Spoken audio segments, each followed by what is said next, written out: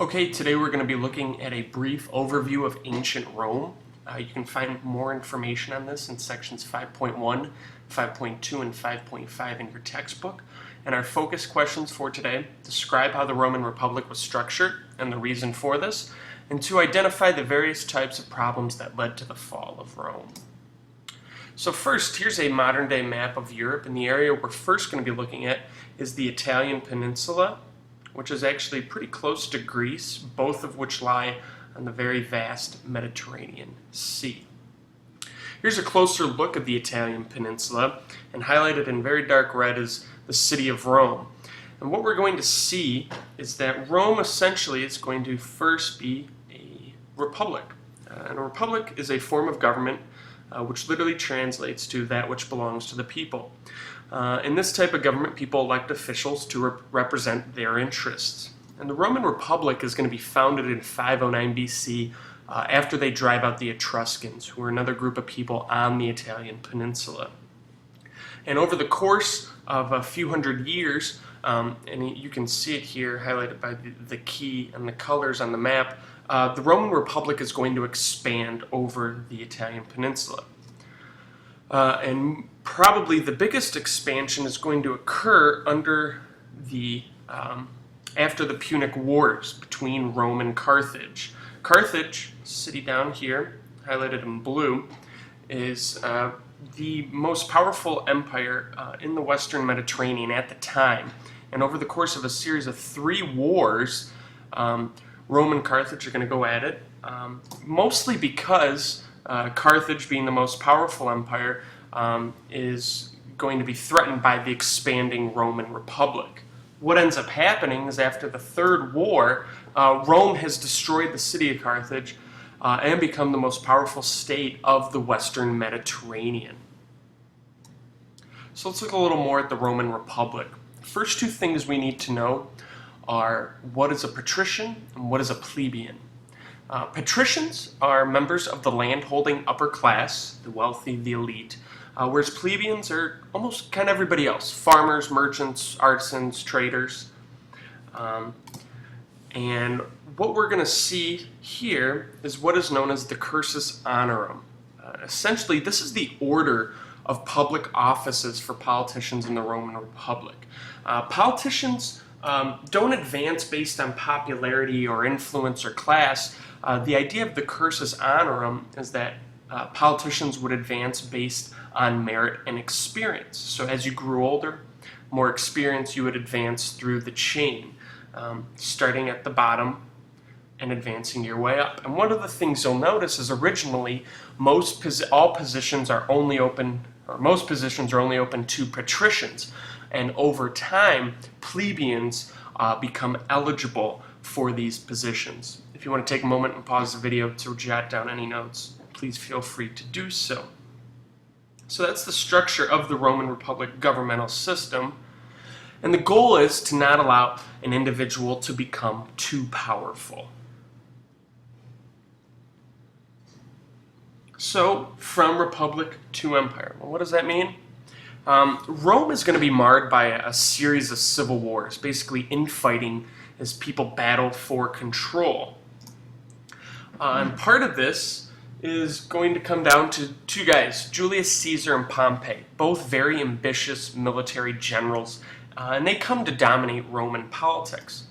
Well, in 58 BC, Caesar and his army are set out to conquer Gaul, modern-day France essentially. It takes 9 years, and in that course of time, Pompey is going to convince the Roman Senate to order Caesar home and to disband his army. Well, Caesar comes home and he crushes Pompey and his supporters. And what's going to happen is he's going to maintain the Roman Republic, but essentially becomes a dictator. He is going to wield all control. And between 48 and 44 BC, while he's doing this, he's going to institute a number of positive reforms. That is before he is killed in 44 BC. Well, what does this lead to?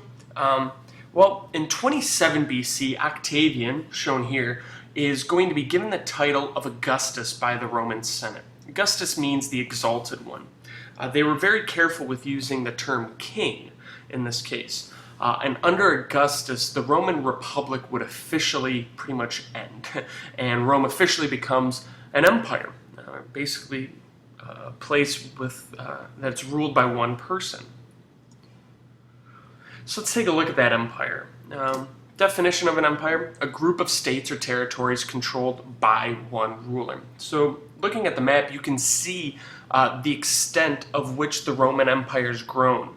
No longer confined to the Italian peninsula, it has grown, expanding all the way from modern-day Great Britain into the Middle East and parts of northern Africa. It's the largest empire in the world at this time and the most powerful. With Augustus taking over in 27 BC, Rome is going to go through what is called the Pax Romana, translates to Roman peace. It's essentially the Roman Golden Age. Peace, order, unity, prosperity have spread across the empire. They have a vast navy, a vast army, which keep up the road system, protect the merchant ships, and it's a great time for the Roman Empire. However, all good things must come to an end. So, looking at that, there's many theories and issues as to what led to the decline, probably a combination of lots of things. In 284 AD, we've kind of started to see the decline. Emperor Diocletian is going to divide the empire in half, and he keeps the eastern half, the area highlighted in green, and his capital becomes Constantinople, or Byzantium, as it'll later be called, and he gives the western half up. And what we're going to see is that the problems that have come about: one, the government has lost support of the people as they become more oppressive and authoritarian. Essentially, the government's become very controlling of its people, and the people don't take kindly to this. Along with that, there's vast economic problems that spread throughout the empire, greatly weakening it. And finally, citizens have lost a sense of patriotism, discipline, and devotion to the empire. Most likely because of the fact that it has become so oppressive and so authoritarian. And the final one we're going to look at are the role foreign invaders play. What we're going to see happen is that the Huns, which is a barbarian group from East Asia, are going to push across the continent and into Europe. And what they essentially end up doing is drive German tribes into the Roman Empire. So these German tribes, like the Ostrogoths and Visigoths, are forced to kind of invade Roman territory because the Huns have invaded their area. And we have a series of events which kind of lead to the downfall of the Roman Empire. In 410 AD, the Visigoths overrun the capital of Rome. We see the Vandals, another tribe, move through Gaul and Spain. And we see Attila the Hun, who is the leader of the Huns, pushes pretty much all throughout Europe.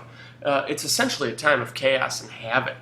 And finally, in 476 AD, Odoacer removes the Roman Empire and installs himself as the barbarian king of Italy. And so what we have seen is the Western Roman Empire has fallen. It is no longer there. It's going to be replaced by a few different things. But what has survived is the Eastern Roman Empire, its capital in Constantinople. And over the next 1,000 years, it's essentially going to survive. It's just going to have its name changed. It's going to become known as the Byzantine Empire. And so while part of the Roman Empire has fallen, part of it has remained, and it's just going to become known as something different. Looking at our focus questions before we go: 1, describe how the Roman Republic was structured and the reason for this, and 2, identify the various types of problems that led to the fall of Rome. Once again, you can refer to sections 5.1, 5.2, and 5.5 in your textbook for more information.